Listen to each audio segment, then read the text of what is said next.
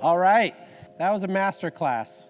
I don't know how to follow that. It's one of those things where, you hear about it all the time, but when you think about, how to put all of these pieces back together, it's hard.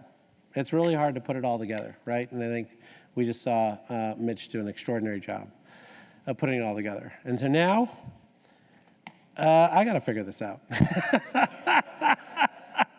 Look, I can't begin to thank everyone that was a part of this effort. And thank all of you for spending 2 days in September with us here. All of you had 43 events this month. And the fact that you found time to come to this one is extraordinary. I think, hopefully what you heard today was that the government really wants a public-private partnership. We do. And many of you have made major announcements around, scaling up your technology and really helping us achieve the goals that we've set for ourselves. But you're not done, right? You got to actually get to final investment decision. You got to actually get to building the projects. I've heard a lot of great stories from people around, what's in their way to getting that done, and a lot of the great stories of people who are pushing through and working hard to get that done. I've also heard from a lot of folks that they've met people in other industries who share their values and face the same challenges that they face, and they're going to be working together to figure out how to solve these problems together. So I hope you've seen a different side of government here in the last 2 days. So what have we done these past 2 days? We've reached concrete potential actions and keen insights from the Deploy dialogues, as Ross and Susan just summarized. We've had incredible conversations throughout on how working with communities can ensure energy projects do well and do good. And we've heard from a number of philanthropies and practitioners who are eager to make that happen. We've heard from speakers on the main stage and in the circuits about the new playing field that the Inflation Reduction Act has created and what we can expect as the new tax credits continue to be rolled out. We've characterized the intricate, resilient, and homegrown supply chains that we need to nurture if we have a shot of hitting our targets, from solar and wind to batteries and critical materials. We've also heard about what it's like to work with governments to find funding, be it grants like those that were detailed in the FOA rundown this afternoon, or loans like the ones my office manages. Hopefully, that's also demystified those processes. Some folks actually told me that that was a little bewildering because now they have a lot more research to do. Apologize for that. We heard about deployment efforts in other parts of the U.S. government, like the Department of Defense, Department of Commerce, Department of Agriculture, highlighting the way in which this next generation of infrastructure will touch every aspect of American life and why it's so crucial we get it right. We're lucky to have been joined by world-class investors to discuss how we get money out the door into worthy projects.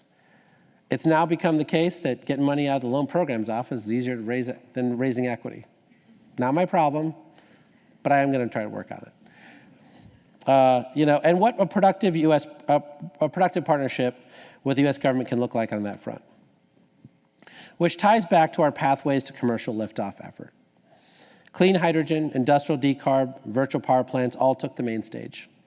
We had interactive sessions covering grid modernization, advanced nuclear, long-duration energy storage, and carbon management. The goal for each of these technologies and every technology we cover in that effort is to rapidly scale them across the bridge to bankability to achieve commercial success, because we absolutely need them to thrive. And this is just scratching the surface. Our goal was to create a space for doers to convene and figure out critical next steps. The new ideas and connections I've seen these last 2 days convinced me that we're still doing our job. Still, there's a lot more work that needs to get done, which is why I'm happy to announce that plans for Deploy24 are already underway. Next week, after we all get some sleep. And with that, we have one more quick message from a friend of mine. Hello, friends. This is Bill McKibben. Jigar, thank you very much for asking me to say a few words. Look, the world's scientists and engineers have given us an extraordinary gift. Not only the warning they gave us about what was coming with climate change, but the tools to deal with it. This explosion of fascinating, new, cheap technology that allows us to stop burning things and rely instead on the fact that the good Lord hung a large ball of burning gas 93 million miles up in the sky, and it can produce the electricity that run through all these machines, can provide us with a planet that works. But it only works if we do it fast.